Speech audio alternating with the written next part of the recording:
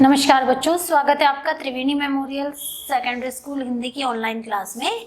आज मैं आपको करवा रही हूँ कक्षा 6 के लिए वसंत भाग 1 से पाठ 11, जिसका नाम है जो देख कर भी नहीं देखते। इसकी लेखिका है श्रीमती हेलेन केलर जी, जो ना देख सकती थी, ठीक है, वो कुछ देख नहीं सकती थी, लेकिन सिर्फ छू कर, स्पर्श करने से ही वो जो है चीजों का एहसास कर लेती थी। उनको छूकर उन्हें पता चल जाता था कि इसकी खुशबू कैसी होगी, इसका आकार कैसा होगा, ठीक है। मतलब कहते हैं ना कि भगवान जब एक शक्ति छीन लेता है तो व्यक्ति के अंदर कुछ और शक्तियां वो डाल देते हैं। तो भले ही उनको दिखाई नहीं देता था, लेकिन फिर भी वो छूकर, स्पर्श करने से ही वस्तु के आकार, रंग, खुशबू, हर चीज को महसूस कर लेती थी। चले पाठ शुरू करते हैं। लेखिका देखिए क्या कह रही है कि कभी कभी मैं अपने मित्रों की परीक्षा लेती हूँ, वह परखने के लिए कि वे सब क्या देखते हैं। देखिए उन सबके पास तो आंखें हैं। लेखिका ये कह रही है कि मेरे पास आंखें नहीं है, लेकिन मेरे मित्रों के पास तो आंखें हैं। तो वो मैं कभी कभी उनसे ऐसे प्रश्न पूछती हूँ कि वो इन आंखों का क्या प्रयोग करते हैं, क्या देखते हैं। इस पृथ्वी पर इतनी सुंदर इस प्रकृति का जो चित्रण है, क्या वो अपनी आंखें होते हुए क्या वो इन चीजों को महसूस करते हैं। इसलिए वो परीक्षा लेती हैं। मतलब हाल ही में उन्होंने क्या किया, उनकी एक मित्र थी जो जंगल की सैर करने गई थी, ठीक है। तो लेखिका हेलेन केलर उनसे क्या पूछती है कि तुमने वहां पर क्या क्या देखा, तुम जंगल की सैर करके आई हो तो तुमने वहां पर क्या क्या देखा। तो उनकी जो मित्र होती हैं वो क्या कहती हैं, नहीं कुछ खास नहीं, वही पेड़ पौधे, फूल पत्ते आदि, ठीक है।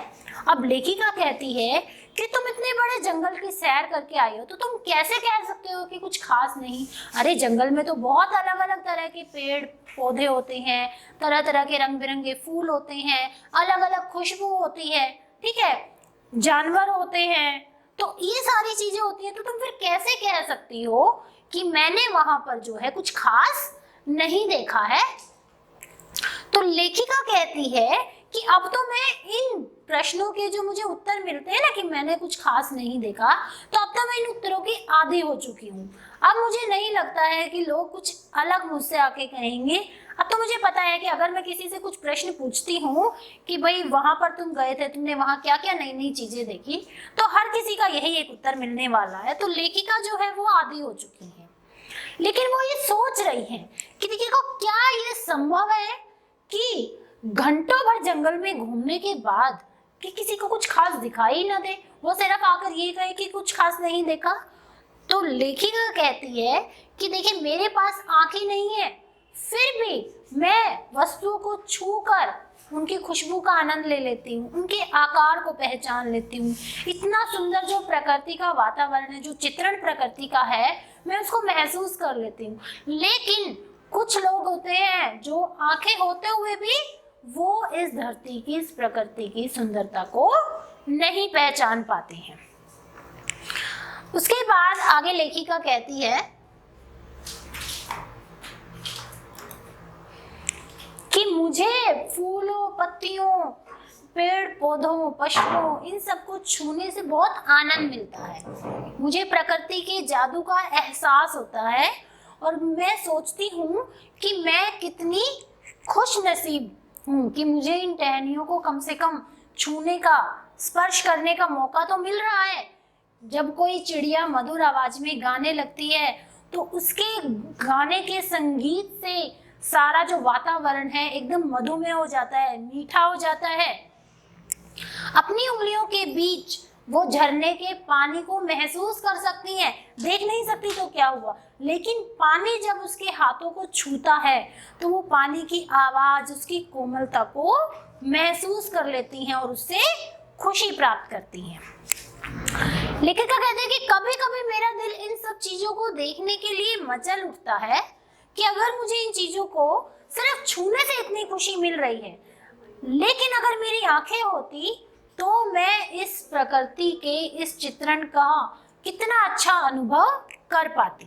लेकिन लेखिका उन लोगों को पर तरस भी खाती है कि देखो कितने ऐसे लोग हैं जो आंखें होते हुए भी इस सुंदर वातावरण को महसूस ही नहीं कर पाते हैं। तो ये कितने दुख की बात है कि दृष्टि के आशीर्वाद को लोग एक साधारण सी चीज समझते हैं। दृष्टि मतलब आंखें, देखने के लिए जो हमारी आंखें हैं उसको बोला हुआ है यहाँ दृष्टि। कि कितने दुख की बात है कि दृष्टि को लोग सिर्फ एक साधारण सी चीज समझ के रखते हैं, जबकि इस नियामत से जिंदगी को खुशियों के इंद्रधनुषी रंगों से भरा जा सकता है।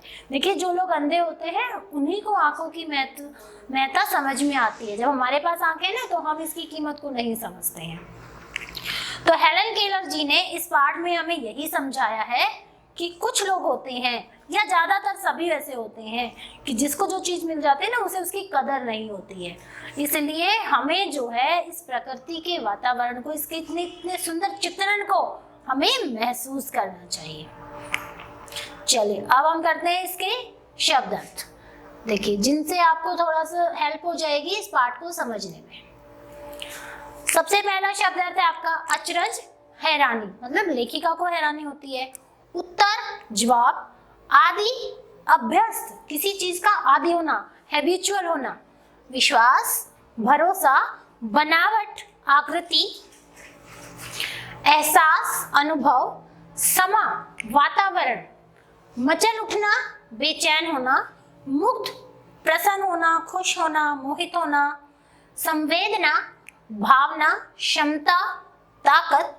आस लगाना, किसी पर उम्मीद करना। नियामत, ईश्वर की कृपा। और दृष्टि, नजर, हमारी आंखें। चलिए अब करते हैं इस पाठ के प्रश्नोत्तर। देखिए, पहला प्रश्न है कि जिन लोगों के पास आंखें हैं वे सचमुच कम देखते हैं। हेलन केलर जी को ऐसा क्यों लगता है कि जिन लोगों के पास आंखें हैं वो सचमुच कम देखते हैं? उनको ऐसा इसलिए लग रहा है क्योंकि अक्सर आंखों वाले लोग पूछने पर सिर्फ उनसे यही कहते हैं कि कुछ खास नहीं देखा। अरे, आंखें होते हुए भी अगर तुमने खास नहीं देखा तो फिर क्या फायदा तुम्हारी आंखों का? ठीक है, कुछ खास नहीं देखा, प्रकृति की सुंदरता आंखें होते हुए भी वो महसूस नहीं कर पाते हैं। जादू के स्पर्श से ही रोमांचित, जबकि जो लेखिका है हेलन केलर जी, वो सिर्फ उनके छूने से ही उनकी सुंदरता को महसूस कर लेती है, जबकि उनके मित्र उस सुंदरता को आंखों से भी नहीं देख पाते हैं।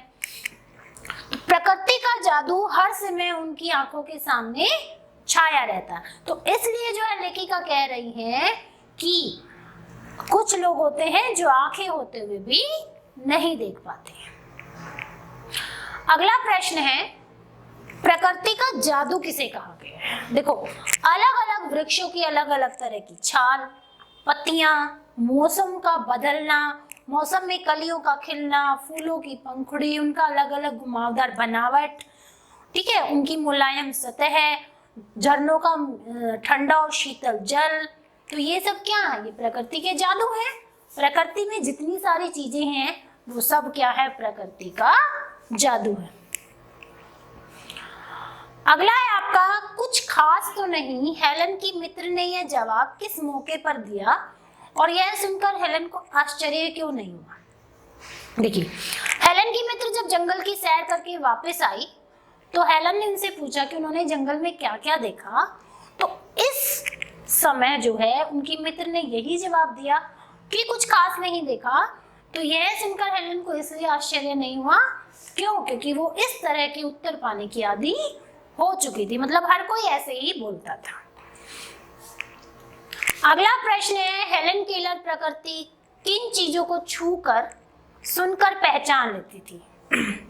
देखिए, हेलन केलर भोजपत्र के पेकड़ी, चिकनी छाल, चीड़ की कुरदरी छाल, इन सबको छूकर पहचान लेती थी कि ये कौन से पेड़ की है, खुरदरी है, मुलायम है, कैसी है, आकार कैसा है।